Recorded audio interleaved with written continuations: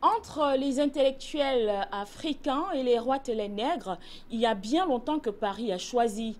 Les appels, les sermons pressants, les institutions aussi riches soient-elles, n'y feront donc rien. La francophonie officielle est donc condamnée à être l'étendard de parades plumitifs mercenaires et la risée des créateurs indépendants. Amis téléspectateurs, ces propos ne sont pas de moi, oh que non, mais tout à fait de Mongo Betty, celui-là même qui a donc inspiré, celui qui nous fait l'honneur d'être notre invité ce soir dans le cadre de littérature africaine. Pourquoi nous l'avons choisi? Tout simplement parce qu'il a passé une bonne partie de sa vie, notamment à écrire sur le grand Mongo Betty. Ne dit-on pas que les œuvres restent? Eh bien oui, celles de Mongo Betty sont toujours restées, elles sont parmi nous. Sauf qu'aujourd'hui, nous ne parlerons pas de Mongo Betty, mais nous parlerons de toute autre chose. Il s'agit bien sûr de la malédiction francophone. De quoi s'agit-il? Nous allons le décrypter ensemble, bien sûr, avec le professeur Ambroise Com, qui nous fait l'honneur d'être l'invité de ce soir. Alors, en vous passant le bonsoir, permettez-moi tout de même de lui souhaiter la bienvenue dans le cadre de littérature africaine. Bonsoir, professeur. Bonsoir, Madame Dedi. Merci de m'avoir invité sur ce plateau. Nous vous remercions également pour votre présence dans le cadre de littérature africaine. Alors ensemble, nous allons découvrir ce que c'est que cette malédiction francophone, de quoi s'agit-il, mais le temps pour nous justement de faire une brève présentation de la personne que vous êtes à tous nos téléspectateurs.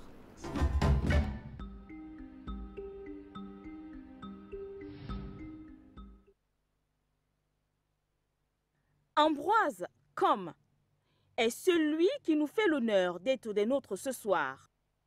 Écrivain et universitaire camerounais, c'est un spécialiste des littératures africaines, principalement francophones. Il est l'auteur d'une thèse de 3e cycle, le Harlem de Chisterham, soutenue à l'Université de Pau en 1975, puis d'une thèse, George Lamin et le destin des Caraïbes, soutenue à l'Université Paris 3 en 1981. Il a également enseigné les littératures africaines, afro-américaines et des Caraïbes à l'université, notamment aux États-Unis, comme titulaire de la Eleanor Howard Orley Chain Francophone Study du College of the Holy Cross, ainsi qu'au Canada, au Maroc et au Cameroun. Il est par ailleurs l'un des membres fondateurs de l'Association pour l'éducation et le développement à but non lucratif qui a donné ainsi naissance à l'Université des montagnes à Banganté, c'est à l'ouest du Cameroun. Né le 15 décembre 1946 à Bayangam, région de l'ouest Cameroun, le professeur Ambroise Com a dans sa gibecière une bonne palette d'ouvrages, à l'instar de comprendre les enjeux de la francophonie en Afrique pour Solde de tout compte, un livre dans lequel Ambroise Com remonte la généalogie de la fondation de l'Université des montagnes. Le professeur Ambroise Com a notamment interviewé l'écrivain camerounais Mongo Betty dans les dernières années de sa vie, ce qui fait de lui l'auteur de Mongo Betty parle, publié alors une première fois en 2002. Un autre livre à succès, La malédiction francophone, défis culturels et conditions postcoloniales en Afrique, qui, sous la plume d'Ambroise Com, critique littéraire qui affectionne plus la critique des institutions, la machine francophone est donc soigneusement passée au scanner, dans un style ici tel que les francophiles trop sensibles l'aimeraient peu. Dans cet ouvrage, l'auteur envisage moins une exégèse du mouvement francophone qu'une évaluation de sa perversion originelle. En empruntant la métaphore césarienne Prospero-Caliban, Com montre que la francophonie institutionnelle est créée, ainsi que le rappelle joyeusement Senghor, par les Africains pour la gloire de la mère patrie. Elle est ensuite soutenue par le général de Gaulle, qui s'en sert pour se consoler de divers affronts. La malédiction francophone, défis culturels et conditions postcoloniales en Afrique, fait donc l'objet de sa présence sur le plateau de littérature africaine. Voilà, est-ce que le professeur se reconnaît? Oui, tout à fait, je me reconnais dans ce portrait-là. D'accord. Oui, Oui. D'accord. Oui, Alors, tout à fait. professeur, c'est vrai que tout à l'heure, à l'entame de mes propos, je disais que nous allons ensemble décrypter cette malédiction francophone. De quoi s'agit-il? Pourquoi choisir un titre aussi évocateur, la malédiction francophone? Ça renvoie à quoi? La malédiction francophone, je crois qu'il faut bien y réfléchir. Il s'agit ici, plutôt, on aurait pu l'exprimer sous forme d'interrogation. Est-ce que la francophonie Est une malédiction? n'est pas une malédiction? Ah. Est-ce que la francophonie n'est pas une malédiction pour nous autres Africains? Je crois que c'est comme cela qu'il faut le comprendre. Et quand je parle de francophonie ici, je parle de tout ce qui est héritage de la colonisation, de tout ce qui est institution francophone. C'est cela. C'est pour cela que je m'interroge. Est-ce que ce n'est pas une malédiction? Parce que la francophonie, dans ses diverses manifestations, nous ont en quelque sorte, et c'est là la question que je me pose, ne nous ont-elles pas en quelque sorte empêchés de nous libérer, de prendre des initiatives, d'être véritablement le maître de notre histoire? Parce que, à tous les coups, chaque fois que nous avons voulu prendre des initiatives, devenir maître de notre destin, on a l'impression que la francophonie est venue comme un voile nous couvrir le visage et nous empêcher véritablement de creuser, de bêcher, d'aller au fond des choses et de nous prendre en main par nous-mêmes. Et que ça a à tout moment été comme une perche qu'on nous a tendue, mais une mauvaise perche à laquelle nous nous accrochions et qui, paradoxalement, n'était pas destinée à nous sauver, mais était plutôt destinée à nous noyer. C'est un peu cela le problème.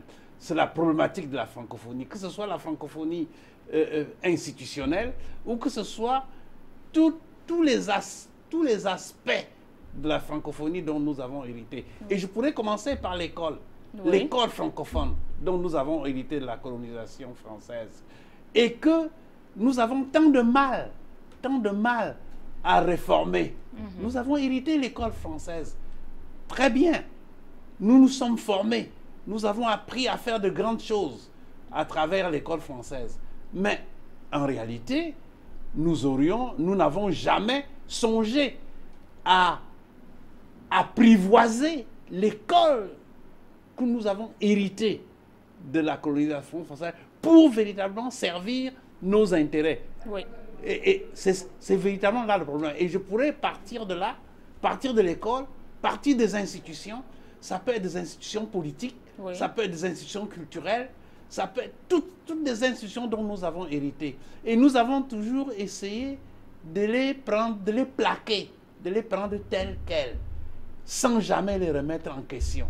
Et c'est pour ça que je me demande, est-ce que ce n'est pas une malédiction? Peut-être que si nous n'avions rien reçu du tout, nous nous serions débrouillés autrement. Et peut-être que nous nous serions mieux débrouillés. Alors c'est professeur, véritablement là le problème. Vous posez là un sérieux problème. Mais peut-être aussi, si l'on n'avait pas reçu cette francophonie, que nous n'aurions pas eu la chance aujourd'hui d'avoir des ouvrages tels que La malédiction africaine ou encore des magnifiques ouvrages écrits par le passé par Mongo Betty. Rien ne le dit. Rien ne le dit. Justement, puisque vous parlez de Mongo Betty disait toujours, oui, les Français me rappellent souvent que si je n'avais pas été colonisé, peut-être ne serais-je pas devenu écrivain. Mais qui leur dit ce que je serais devenu si je n'avais pas été colonisé? Personne ne peut dire. Son destin aurait été peut-être totalement différent, peut-être mieux, peut-être pire, qui le sait? Mais on ne peut pas dire, si vous n'aviez pas été colonisé, qu'est-ce que vous seriez devenu? Mais on serait certainement devenu quelque chose d'autre. Quoi? On ne sait pas. Mais on ne peut pas dire parce que nous avons été colonisés par la France, nous avons eu la grâce d'être colonisés par la France. On serait toujours devenu quelque chose d'autre. D'accord. C'est du moins ce que je retiens dès l'entame de cette édition de littérature africaine. Et bien moi, je vais poursuivre en vous posant la question de savoir qu'est-ce que vous entendez lorsque dans votre ouvrage, vous parlez bien sûr de décoloniser la langue française et d'apprivoiser la francophonie. Il s'agit de quoi? Voilà justement, nous avons hérité de la langue française. Oui. Nous avons hérité de la francophonie. Maintenant, comment est-ce que nous nous servons de cette langue française-là pour nous développer en quelque sorte, pour nous organiser, pour nous cultiver, pour faire nos propres, j'allais dire, comme on dit bien en camerounais, nos propres choses. Oui. Non pas pour tout simplement recopier ce que les autres font, mais pour créer, voilà, pour créer notre propre identité. C'est ça le problème. Il s'agit de décoloniser la langue française pour créer, déjà, cela se fait de plus en plus, malheureusement, dans des circonstances un peu difficiles. Nous entendons parler un français aujourd'hui très camerounais, très africain, mais malheureusement, simplement parce que l'école est devenue tellement mauvaise que les enfants n'apprennent plus le français. Mais cela ne veut pas dire qu'ils ont apprivoisé le français. Oui. Ça veut dire qu'ils apprennent, ils n'ont plus la possibilité de véritablement apprendre le français et ils le parlent mal. Mais nous aurions pu aussi apprivoiser le français en l'apprenant très bien, mais en nous créant une identité tout à fait différente de l'identité française. Et de la même manière, nous aurions pu apprivoiser la francophonie. Qu'est-ce que ça veut dire apprivoiser la francophonie? Non pas prendre la francophonie telle qu'elle existe, telle qu'on nous la porte dans les institutions, mais aujourd'hui créer peut-être des institutions en français, pour notre propre identité, pour notre propre développement. Créer des bibliothèques en français dans lesquelles nous mettrions non pas seulement des ouvrages de littérature française, mais aussi des ouvrages de littérature québécoise, des ouvrages de littérature mauricienne, haïtienne, martiniquaise, etc. Et c'est ça, apprivoiser la francophonie. C'est-à-dire choisir dans la francophonie ce qui nous aurait permis de créer une nouvelle identité à nous. Et non pas tout simplement attendre que la francophonie soit organisée ailleurs et que nous la reprenions pour tout simplement la plâtrer et devenir des observateurs. Nous n'allons pas être des observateurs. Il faut que nous soyons des créateurs. Et dans ce sens-là, dans le sens de la créativité, qu'est-ce qui est fait? Vous qui êtes aujourd'hui critique littéraire, écrivain, chercheur. Justement, pas grand-chose. J'ai failli dire rien, mais il ne faut pas dire rien. Pas grand-chose n'est fait. Pas grand-chose. Si vous regardez les institutions, puisque je me suis spécialisé dans la critique institutionnelle, si vous regardez les institutions, regardez le Cameroun tel qu'il va. Combien de bibliothèques avons-nous dans Douala? Combien de bibliothèques avons-nous dans Yaoundé? Combien de librairies avons-nous? Nous avons des marchands de livres. Ce n'est pas l'apanage seulement du Cameroun. Je dirais que c'est un constat qui est fait dans pratiquement tous les pays africains. Tous les pays africains. Justement, je parle au nom de l'Afrique, là. Oui. Je suis en train de parler au nom de l'Afrique, là. Je ne parle pas simplement au nom du Cameroun. Je parle... Mon livre porte sur... C'est une réflexion sur la francophonie telle qu'elle se déroule en Afrique. Et vous savez que Senghor fut l'un des plus grands promoteurs de la francophonie. Oui. Je parle là du Sénégal aussi, je parle de la Côte d'Ivoire, je parle du Mali, je parle du Cameroun, de tous ces pays-là. Vous voyez? Donc je suis ici, en quelque sorte, le critique de la francophonie telle qu'elle se déroule dans les pays africains francophones. Je ne parle pas de la francophonie québécoise. Si je devais parler du Québec, si vous allez au Québec, vous verrez que la francophonie est tout à fait autre chose. Les Québécois ont profité du concept de la francophonie pour se créer des institutions qui les distinguent du Canada anglais. Ils ont leurs institutions, ils ont leurs universités qui fonctionnent de manière différente par rapport aux institutions du Canada anglais. Ils ont leurs bibliothèques, ils ont leur culture, leur maison d'édition, qui font plutôt concurrence aux maisons d'édition qu'on peut trouver en France, justement. Vous voyez? Donc, ce qui fait qu'ils ont bien compris le concept de la francophonie, mais ils ont intériorisé ces concepts-là pour se créer une identité tout à fait originale.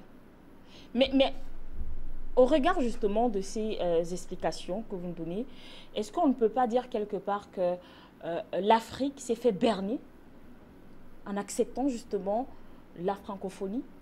Justement, nous sommes tout à fait d'accord là. L'Afrique s'est fait totalement berner. Mongo Betty dit que nous sommes en quelque sorte des harkis pour le prestige de la France. Parce que quelque part, il dit également, Seigneur, délivre-nous de la francophonie. Ah ben oui, il faudrait nous délivrer de la francophonie. On dirait un démon.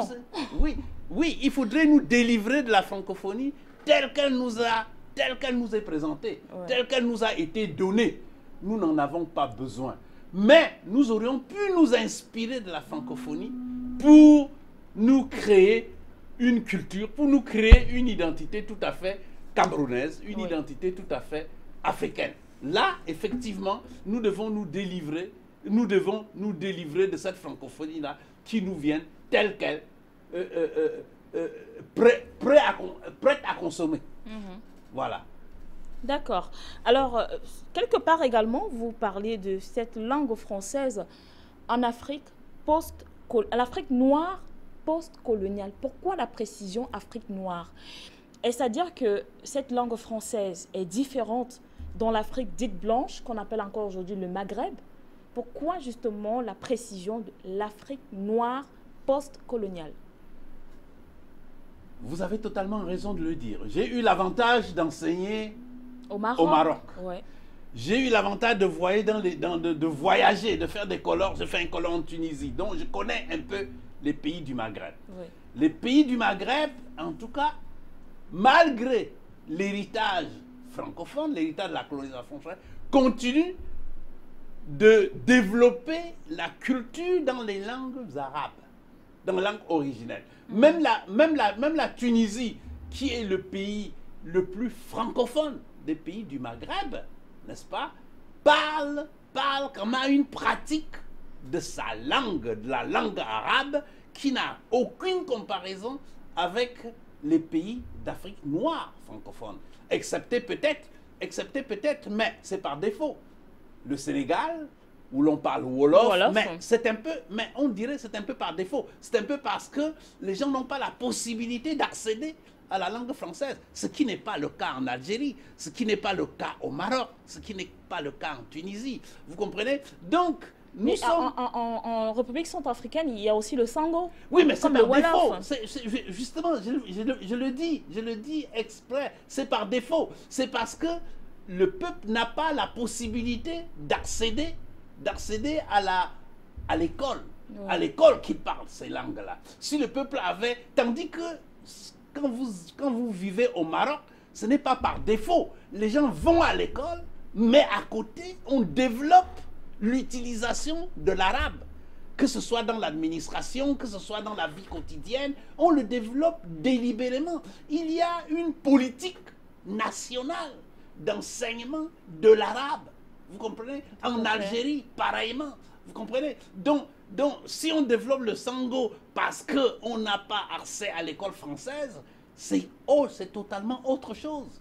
Si vous parlez le Douala ou si vous parlez le fait parce que vous n'avez pas accès à l'école française, ce n'est pas la même chose que si vous parliez le fait, si le fait ou le Douala vous était enseigné à côté du français qui vous est également enseigné. C'est totalement différent. Cela aurait contribué à la création d'une identité camerounaise, d'une identité d'une Douala ou d'un originaire de l'Ouest Cameroun pour parler justement du fait. Voilà, parlant le fait, et parlant français, tout en sachant que je grandis, je suis Camerounais, je suis né à Douala, je parle le Boulou, Mais le boulou fait partie de ma culture qui est enseignée à l'école de la même manière que le français. Voilà la différence fondamentale. Et je tiens à rappeler que ce sont des langues typiquement maternelles originaires du Cameroun. Les langues que vous citiez tout à l'heure, que ce soit le féfé, le douala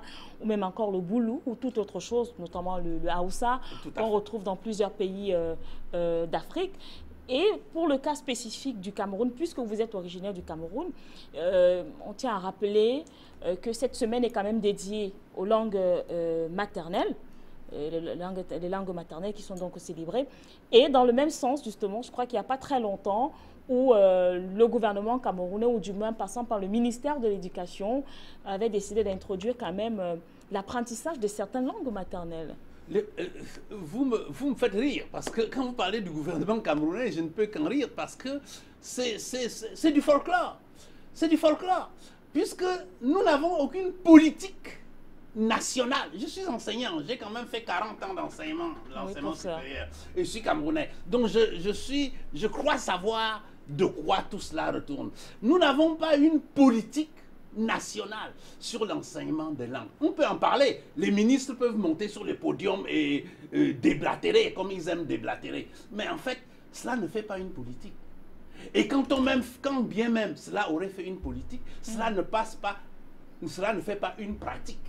Parce qu'il y a la pensée, il y a l'action, n'est-ce pas? Il y a la politique. Et puis il faut maintenant agir concrètement. Et il faut maintenant dire comment concrètement, dans ce pays-ci, là, on va enseigner les langues étrangères. Nous avons déjà un mal fou avec le français et l'anglais. Et maintenant, si vous voulez enseigner les langues maternelles, il faut organiser tout cela. Il faut organiser. Nous n'avons pas encore, avec tout le problème anglophone que nous connaissons aujourd'hui, c'est parce que nous avons échoué lamentablement dans l'appropriation des deux cultures coloniales. Nous avons échoué, il faut le dire. Nous avons échoué lamentablement. Et maintenant, si nous voulons ajouter nos langues maternelles là-dessus, il faudrait y réfléchir. Et puis construire cela.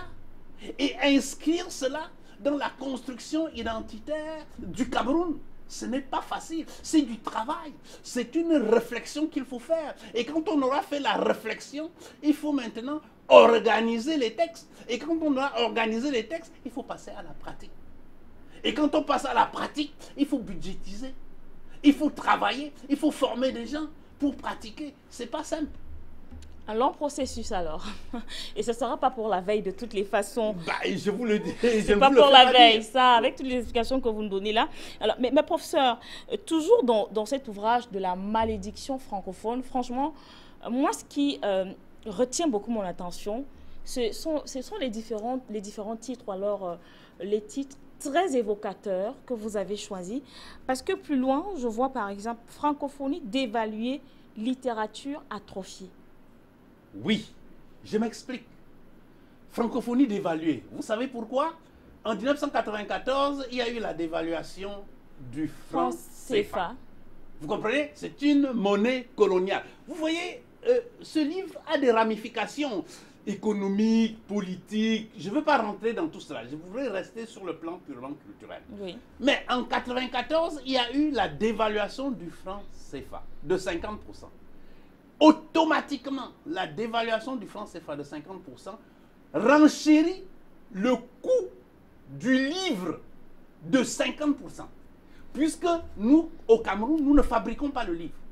90% des livres que nous utilisons au Cameroun, même comme livres scolaires, sont importés.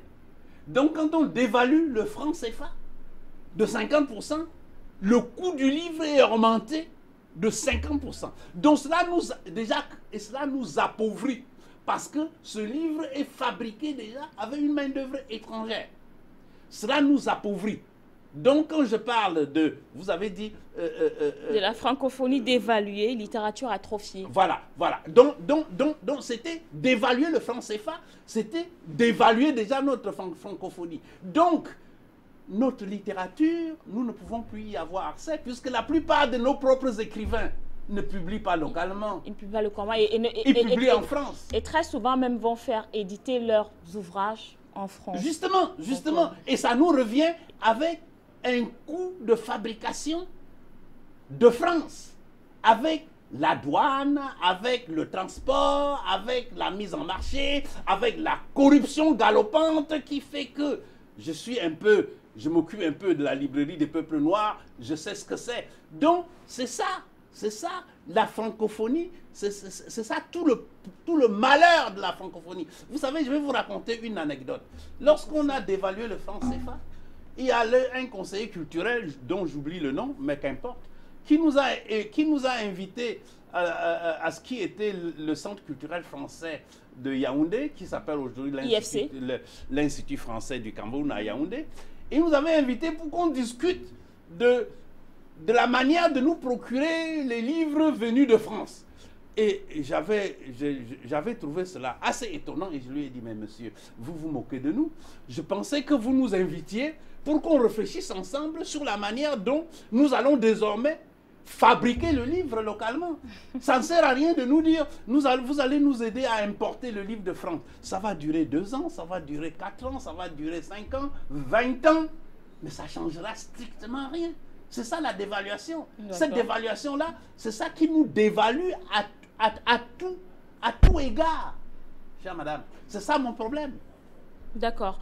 Alors, quels sont donc les enjeux de cette francophonie et les enseignants de littérature africaine? Ben, ça veut dire que nous lisons moins, nous lisons peu, nous lisons presque pas.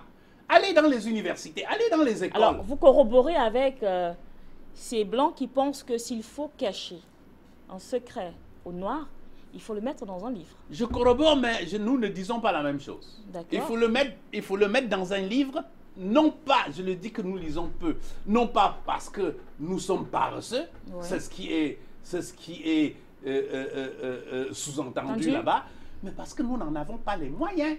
Nous n'avons pas les moyens. Regardez un livre, le moindre livre imprimé en France, transporté au Cameroun, le moindre livre vous coûtera 10 000 francs. Le salaire minimum au Cameroun, c'est combien? Est-ce que vous pouvez offrir un livre à l'occasion d'un anniversaire, à l'occasion d'une fête à un enfant? Combien de livres nous offrons? Justement, c'est ça le problème. C'est parce que nous n'avons pas les moyens. Et nous n'aurons jamais les moyens de nous offrir autant la culture française, tant et aussi longtemps, ou la culture francophone, tant et aussi longtemps qu'elle sera produite en France. Nous n'aurons accès à la culture francophone, à notre propre culture, que lorsqu'elle sera produite chez nous et fabriquée avec la main-d'œuvre de chez nous, avec de la matière première de chez nous, quand nous produirons du papier, quand nous produirons éventuellement, nous pourrons au moins dépanner les machines d'imprimerie et que nous pourrons commercialiser sans avoir besoin de passer par le port, sans avoir besoin de payer des taxes de transport. En ce moment-là, nous pourrons peut-être commencer à goûter à nos productions culturelles. Mais tant que la francophonie... Et l'on sera en train de sortir de cette malédiction. Peut-être que ce sera, oui, le premier pas de la sortie de la malédiction, ce sera là. Ce sera là. Il faudra donc que nous prenions de l'initiative. Et cette initiative-là, nous n'avons même pas, nous n'y songeons même pas encore. Nous n'y songeons même pas encore. Parce que il s'agit là, non pas d'une initiative individuelle, c'est une initiative de l'État. Je ne dis pas du gouvernement, attention. Parce que dans notre pays, on confond tout le temps gouvernement et État. Parce que nous avons, depuis l'indépendance, je me permets de le dire, depuis l'indépendance, nous n'avons eu que des gouvernements. Nous n'avons pas eu un seul État. Parce que nous avons un groupe d'individus qui se mettent ensemble, qui s'organisent pour se partager les richesses de notre pays. Mais ils croient qu'ils construisent l'État camerounais. Non, ils sont un gouvernement.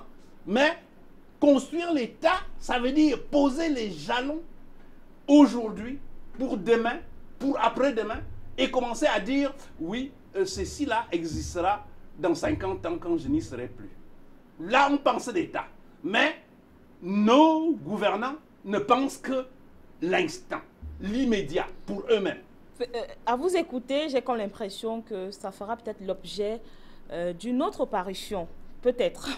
Mais pour le moment, nous nous intéressons à la malédiction francophone.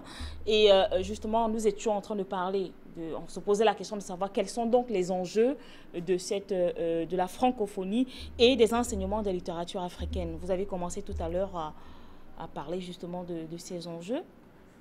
Oui, les enjeux de la littérature africaine, effectivement, c'est d'abord nous permettre d'avoir accès à notre propre culture. Oui. Vous savez, j'ai longtemps fréquenté Mongo Betty. Et Mongo Betty, il est retourné au Cameroun en 1900, au début des années 90. Parce que l'une des premières choses qu'il a faites, ça a été de créer la librairie des peuples noirs à Yaoundé. Et je lui ai demandé, mais pourquoi la librairie? Il a dit, mais Ambroise, j'ai passé ma vie à écrire. Je suis écrivain et c'est ce qui me plaît le plus faire. Mais je ne suis pas lu. Je ne suis pas lu dans ce pays parce que je suis imprimé en France. Je suis distribué en France. Donc je ne peux pas être lu parce que le coût est tel que les Camerounais ne peuvent pas avoir accès. Vous comprenez? Donc tant et aussi longtemps que nous n'avons pas accès à la production de nos propres écrivains, des enfants de ce terroir, parce qu'ils publient ailleurs, parce que nous n'avons pas à l'intérieur de notre pays. Vous voyez? Et c'est ça aussi l'un des problèmes de la francophonie. Si la francophonie était là pour nous aider à créer les structures nous permettant de créer la culture francophone, cette culture francophone camerounaise et africaine, en ce moment-là, effectivement, nous aurions avancé. Mais si la culture, si la francophonie nous aide simplement à créer des sommets des chefs d'État, des sommets des ministres, ça ne nous sert strictement à rien. Que la francophonie nous aide à mettre sur pied des imprimeries, des réseaux de distribution du livre, vous comprenez, des librairies, des bibliothèques.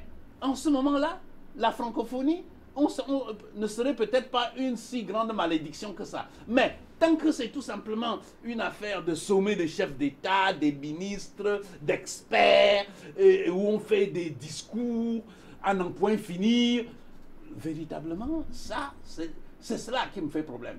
Donc, vous avez parlé tout à l'heure, vous avez l'air de dire que ce n'est pas totalement le sujet, mais je vous dis que le sujet de cet ouvrage, je me suis mis sur un plan purement culturel, mais cet ouvrage, en fait, il attaque des aspects, il touche à des aspects politiques, économiques, stratégiques, et tout cela, mais je suis littéraire. Je n'ai pas voulu faire de l'économie. De l'économie, je m'en suis rendu compte, professeur Ambroise Com. Et ce qui m'amène justement à vous poser la question de savoir pourquoi parler justement d'une assimilation justement manquée lorsque vous parlez de la langue française et de l'école en Afrique. Pourquoi penser que c'est une assimilation manquée? Parce que nous étions pris dans ce que le colonisateur français nous a mis dans ce qu'on appelle en psychologie une injonction contradictoire. Je m'explique. Une injonction contradictoire, ça veut dire quoi? Ça veut dire qu'on vous présente un bien et on vous dit, bon voilà, ce bien-là, si vous l'acquérez, il va vous aider, il va vous sauver, il va vous rendre des services. Mais en même temps, quand vous vous approchez, vous faites l'effort pour l'acquérir et on vous le retire. C'est-à-dire qu'en réalité, ce bien-là, on vous le présente, mais vous ne pouvez jamais y accéder. C'est ça l'assimilation manquée. C'est-à-dire que la colonisation française était une colonisation assimilatrice. C'est-à-dire que nous devions être en quelque sorte des colonisés modèles. Nous devions devenir en quelque sorte, nous identifier aux Français. Mais en réalité, la France ne nous permettait jamais de nous identifier à elle et d'être comme elle.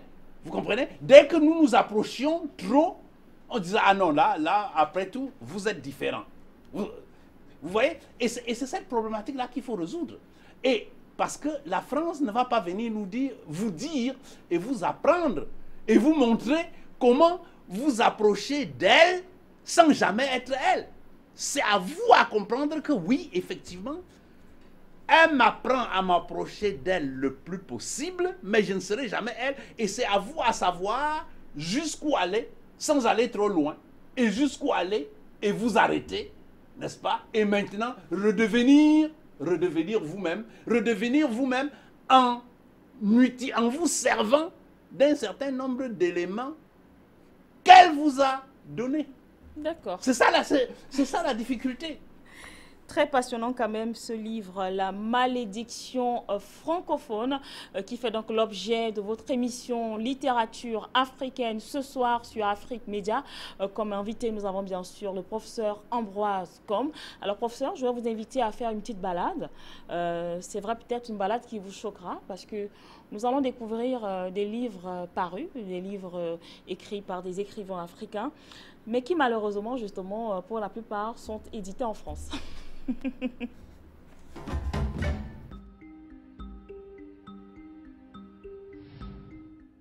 Le voyage de cette semaine mène nos pas chez Diekoye Oyinga. C'est un Nigérien qui nous conte l'histoire de son pays dans la douleur du géant. Dans ce premier roman, il a choisi de nous raconter la naissance du Nigeria libre. Il le fait en donnant la parole à un jeune qui, de retour au pays après des années de vie en Occident, va devoir renouer avec son histoire et celle du Nigeria, les deux étant inextricablement liés. Parfois, nous quittons nos terres natales pour suivre d'autres destins. Le pays le plus peuplé d'Afrique, l'une des plus grandes puissances économiques du continent, gangréné par la corruption, est à lui seul un personnage saisissant. Le lecteur n'a pas d'autre option que d'être happé par ce récit puissant, poétique, violent et foisonnant. Ne passez donc pas votre chemin, ce livre vous habitera longtemps. Et puis en République démocratique du Congo, c'est Alain Mabankou qui nous présente la mémoire de Porc-Épic. Pour tuer ceux qui se dressent sur son chemin, Kibandi fait appel à son double animal, le Porc-Épic. La petite bête philosophe, malicieuse, armée de ses redoutables piquants, exécute les souhaits macabres de son maître. Le couple meurtrier sillonne l'Afrique jusqu'au jour où Kibandi rencontre bien plus redoutable que lui. C'est l'histoire des pays du Nord et ceux du Sud. Notre esprit dans ce voyage reste maintenu en République démocratique du Congo, pour se noyer dans la poésie de Nimrod Bena dans son recueil Jean de Brume. L'Afrique, selon l'auteur, est l'ancrage du poème des réminiscences du temps fragile de l'enfance, un temps retrouvé dans l'évocation des parfums, des odeurs de sucre et de peau, les odeurs du fleuve, celles de la boue. Entre le poème et la prose, Nimrod ne choisit pas. Sa langue est une voix dérobée où marchent depuis 30 ans ces gens de brume aux lisières de l'aube. Nous terminons avec 8 camarades, un roman de l'Angolais Manuel Rui. Assis sur un banc de désespérance devant le palais, un homme regarde la mer tandis que les voitures et les gueules de crapauds vont et viennent. Les dimanches, des enfants sagement assis sur le sable ou à l'ombre de la toute petite véranda écoutent le camarade commandant raconter l'histoire de la montre. Dans une conduite d'égout où perce un rayon de lune, Carlotta, l'enfant pionnier et le chien bazooka attendent la fin des bombardements. Nous sommes en 1975.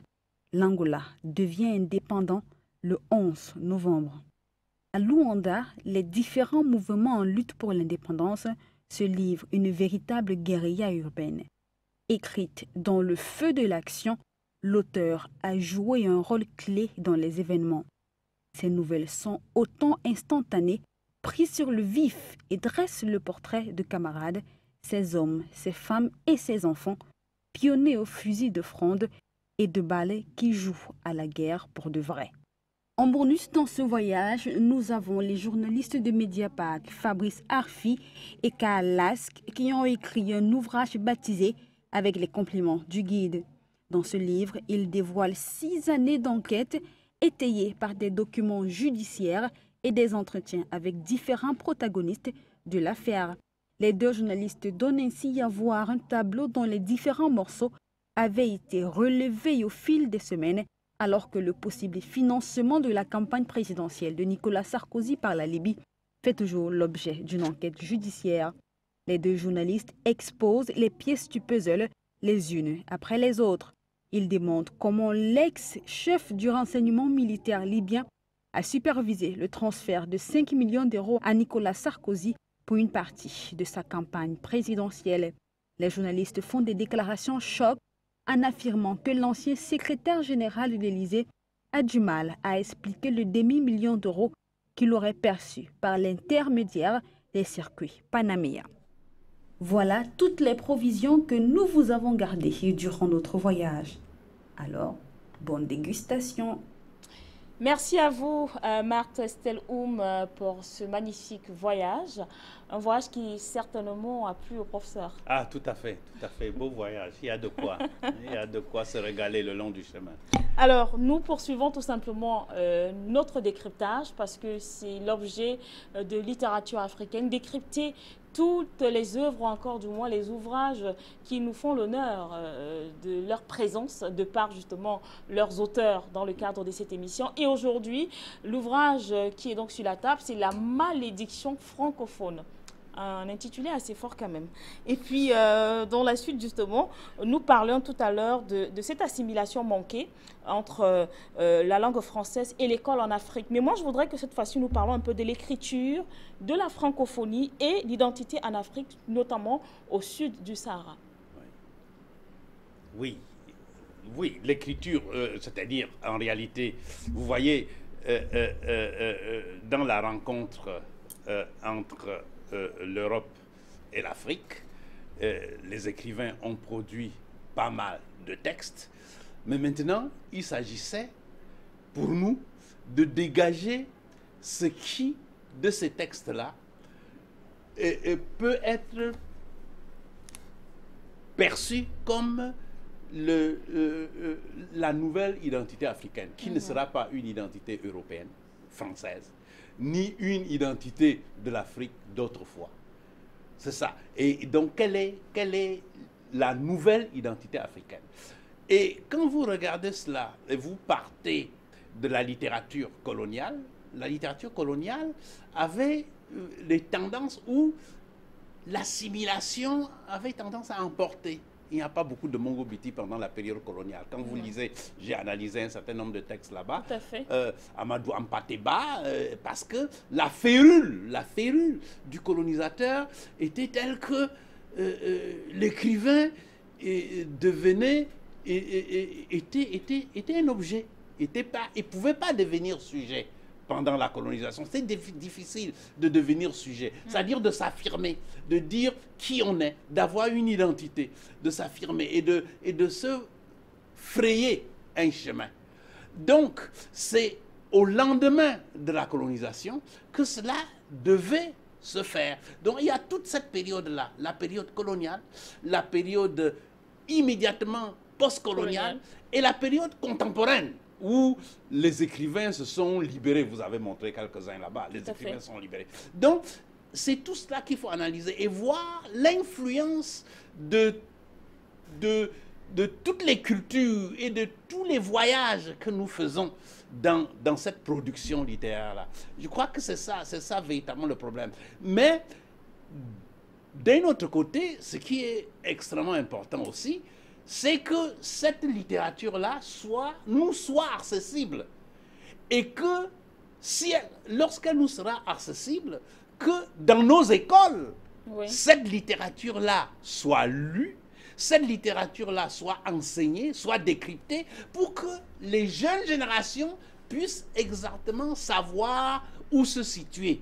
Et c'est là notre problème. Et c'est là aussi le problème de notre francophonie. C'est ça que notre francophonie devrait prendre en charge. Notre littérature dans son historicité, si vous voulez, à partir de la période coloniale jusqu'à l'époque contemporaine, en voyant les tendances, les thématiques, les problématiques, et maintenant enseigner aux jeunes Africains, n'est-ce pas, comment cette littérature-là a évolué et lui permettre alors d'acquérir une identité, non pas une identité d'assimilé, Non pas une identité d'aspirants français, mais une identité d'Africains francophones en ce moment-là. Mais une vraie francophonie, en ce moment-là, une francophonie assumée. Assumée, non pas une francophonie politisée. Ne pas politisée, justement. Mais cette francophonie-là, assumée, doit être organisée, malheureusement, par les politiques. Et c'est pour ça que je vous disais que si nous avions un État, l'État aurait organisé cela. Mais nous n'avons que des gouvernements.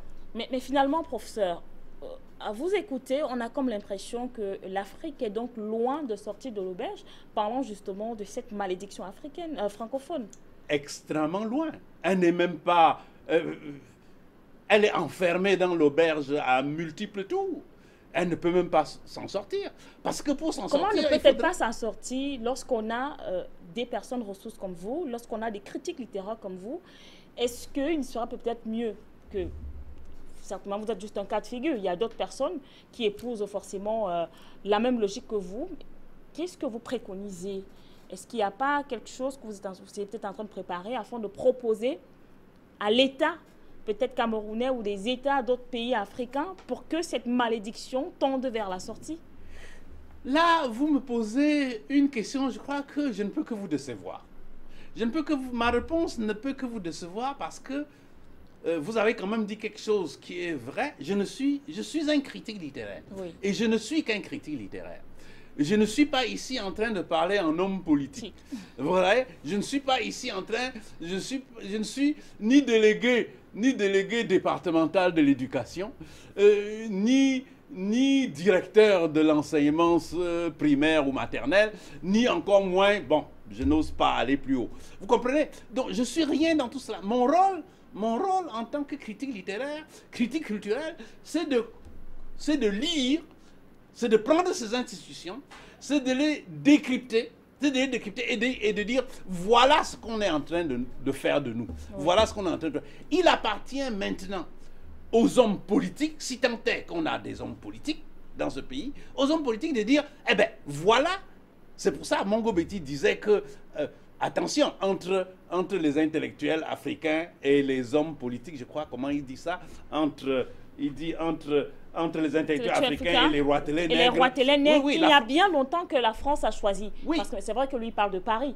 Non, c'est la même chose. C'est la même chose. C'est-à-dire qu'en fait, nos voix ne sont pas écoutées. Oui. Les voix des critiques, des intellectuels, des professeurs ne sont pas écoutées. Si j'étais j'allais dire, si j'étais... Parce qu'il est dit même plus loin, les institutions, aussi riches soient-elles, n'y feront rien. Rien du tout. Rien du tout. Parce que, en réalité, nous ne sommes pas ailleurs. Quand vous allez ailleurs, quand vous allez en France, c'est pour ça que je parle d'assimilation manquée. Oui. Quand vous allez en France, quand les intellectuels parlent, on les écoute. Les gouvernements, les dirigeants les écoutent et font ce que les intellectuels disent. Et s'inspirent de ce que les intellectuels disent pour gouverner. Mais dans notre pays, les intellectuels, à moins que vous ayez la carte du parti, et même parfois quand vous avez la carte du parti, ça ne sert strictement à rien, mais il faut d'abord avoir la carte du parti pour pouvoir parler. Mais je ne prétends pas avoir la carte de quelque parti que ce soit pour parler. Je prétends être un individu tout à fait libre de sa parole. Et personne ne m'empêchera de parler, et personne ne me demandera de prendre la carte du parti pour parler. S'il faut attendre cela, eh bien, ils attendront longtemps. Vous comprenez? Donc, c'est ça notre drame. C'est ça notre drame. C'est-à-dire que nous avons voulu imiter la France, mais il faut que nous allions jusqu'au bout si nous voulons imiter la France. Peut-être une mauvaise imitation. Tellement mauvaise que je n'oserais pas la qualifier. D'accord. Est-ce cela, cette vision africaine de la francophonie que vous décrivez dans cet ouvrage? Vision africaine, c'est ce que devrait être la vision africaine. Je ne dis pas que c'est la vision africaine, c'est ce que devrait être la vision africaine. C'est-à-dire que les Africains devraient d'abord s'occuper de leurs intérêts. Parce que même quand la France s'occupe de la francophonie, elle s'occupe d'abord de ses intérêts dans la francophonie. Ce sont d'abord ses intérêts. Parce que même si ces intérêts à l'intérieur de la francophonie ne sont pas culturels, ces intérêts sont peut-être politiques. C'est d'avoir quel bonheur d'avoir les 14 pays francophones d'Afrique voter pour vous dans les organismes internationaux parce que vous êtes tous de la francophonie. Vous voyez, ça fait très bien ça. Tandis que, je vous dis, moi j'ai vécu longtemps au Canada, hein. Oui. Je vois très bien comment les Québécois, les Canadiens se servent de la francophonie, eux, pour avancer leur pion politique et culturel, mais pour l'intérêt du Québec, pour l'intérêt du Canada, pas pour l'intérêt de la France. De la France. Vous comprenez? Donc c'est cela qui devrait compter. Et même nos congénères d'Afrique du Nord, de temps en temps, ils entrent, de temps en temps, ils sortent. Bourguiba était l'un des pères de la francophonie. Mais il ne prétend pas. Mais c'était d'abord pour construire la Tunisie. Vous comprenez? C'est ça le problème. D'accord. Et lorsque vous dites justement que la littérature francophone d'Afrique, parent pauvre des études francophones. Oui. Pourquoi? Oui, effectivement.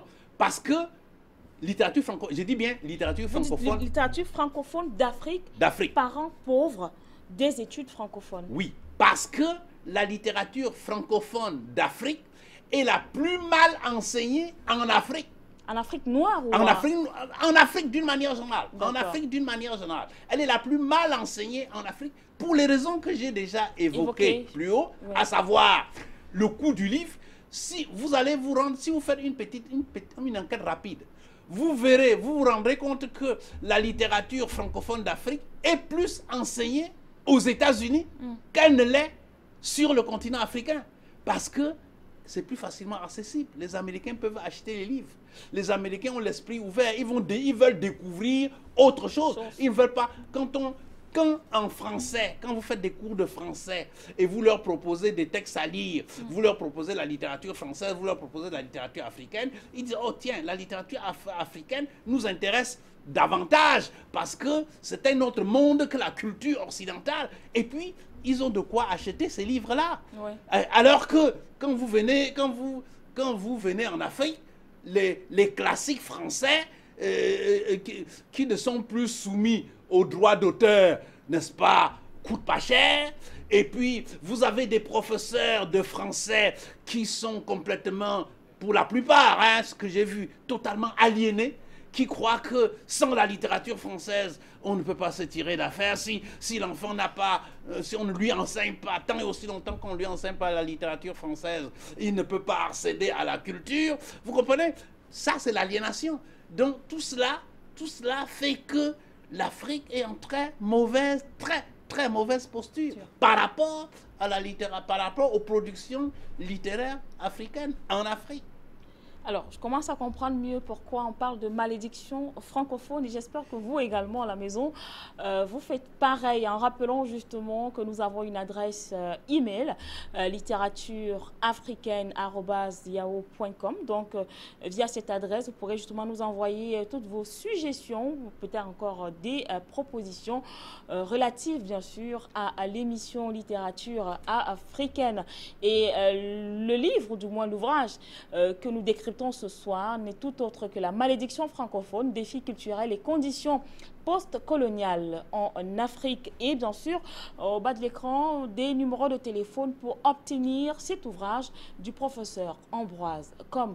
Et nous poursuivons tout simplement cette phase de décryptage. C'est vrai que dans un moment, nous allons nous quitter, mais je ne vous laisserai pas partir, professeur, sans toutefois que vous nous parliez de cette littérature sans voix. Oui, c'est une littérature, la littérature africaine, oui, francophone, est une littérature sans voix. Absence africaine. Oui, absent. Vous savez, c'est une littérature sans voix parce que si vous êtes une personne de culture, vous parcourez les villes camerounaises. Oui. Vous parcourez les villes camerounaises. Demandez-vous combien de librairies vendant de la littérature africaine vous rencontrez sur votre chemin. Voilà une littérature sans voix. Combien de librairies? Combien de bibliothèques? Passons encore, les librairies, c'est un commerce. Mais les bibliothèques, c'est de la responsabilité des pouvoirs publics. Combien de bibliothèques, n'est-ce pas, distribuent de la littérature africaine? Combien de bibliothèques municipales, de bibliothèques départementales, de bibliothèques régionales. Combien de bibliothèques? Bien plus, dans ce pays-ci, où on crée des universités à l'appel tous les soirs, par décret. Combien de revues traitent de littérature africaine? Parce qu'il ne s'agit pas de créer des universités. Il faut aussi faire en sorte que ces universités-là, qu'il y ait des enseignants, et que ces enseignants soient formés, et qu'il y ait du matériel de formation. Combien d'ouvrages sont disponibles? Combien de bibliothèques universitaires sont effectivement nantis, dans lesquels il y a des ouvrages de littérature africaine? Combien de revues, combien d'émissions comme les vôtres? Nous avons la télé nationale, la CRTV payée par nos impôts. Combien d'émissions culturelles, d'émissions littéraires a-t-on dans les télévisions, dans les radios, dans les journaux? C'est ça la littérature sans voix. Parce qu'il faudrait qu'on ne parle pas simplement des députés, des sénateurs, des ministres. Il faut aussi qu'on parle des hommes de culture. Que les hommes de culture, que les hommes et les femmes de culture aient leur place et leur voix pour servir de modèle à la jeune génération. Il faut qu'on leur donne, il faut donner la parole aux auteurs. Il faut que les auteurs paraissent sur les écrans, qu'ils paraissent à la radio, qu'on publie leurs textes dans les journaux, que les jeunes lisent. Il faut qu'il y ait des bibliothèques et que les enseignants encouragent les jeunes à aller à la bibliothèque le mercredi, le samedi, pour lire. Vous voyez, c'est ça la littérature sans voix. Et que au plus haut niveau, n'est-ce pas, qu'on encourage les publications de nos œuvres littéraires localement. C'est-à-dire qu'il y ait des facilités d'importation du matériel d'impression, ou même de distribution du livre. C'est tout cela. C'est pour ça que j'intitule ce texte-là, un de ces textes, oui, littérature africaine. Une littérature sans voix. Sans voix. C'est vrai que nous avons introduit cette émission avec les propos de Mongo Betty et nous allons également la conclure avec peut-être pas des propos de Mongo Betty, mais avec celle du professeur Bernard Debré, qui est bien sûr un ancien ministre français de la coopération. Et ce sont des propos que vous-même, vous avez recueillis et que vous avez mis dans cet ouvrage, La malédiction francophone, que je voudrais bien sûr partager avec tous nos téléspectateurs. Il dit, je cite, « Dans moins de 10 ans, les Africains parleront anglais. La technologie qu'ils emploieront sera américaine. Leurs élites seront éduquées aux États-Unis. Nous resterons, quant à nous, coupés de nos racines africaines, recroquevillés sur une Europe frileuse, incapable alors d'être une puissance écoutée. » Ben voilà, tout est dit. Donc, vous voyez, vous m'aviez tendu un piège, là, vous tourniez autour du pot alors que vous saviez tout. Debré a tout dit. En fait, on veut nous utiliser, c'est tout. La francophonie, c'est une manière de nous utiliser ou de nous coloniser de manière postmoderne. D'accord. Et de suite, nous allons prendre quelques citations, je crois notamment deux. Celle de Léopold Sédar Senghor qui dit « Sang au sang noir de mes frères, vous tachez l'innocence de mes draps, vous êtes la sueur où baigne mon angoisse, vous êtes la souffrance qui enroule ma voix. » Léopold Sédar Senghor. Et puis Mongo Betty, qu'est-ce que le troisième millénaire à lui tout seul peut changer à notre destin? Question mark. Oui, effectivement. Et professeur, c'est vrai qu'on se quitte là, pratiquement. Mais je vous remercie infiniment de m'avoir invité ce soir à votre plateau. Oui. J'espère que j'ai pu dire quelque chose de sensé. Très sensé. Et qui pourra nous vous le garantissons. Inspirer d'autres téléspectateurs. Alors, que dire justement à tous ces téléspectateurs parlant de la malédiction africaine, francophone autant pour moi? Il faut leur dire de bien réfléchir à leurs conditions postcoloniales. Merci, professeur. Et moi également, je vous passe le grand merci de toute l'équipe de production de littérature africaine, en vous donnant donc rendez-vous la semaine prochaine, pour précisément jeudi, lorsqu'il sera 21h30.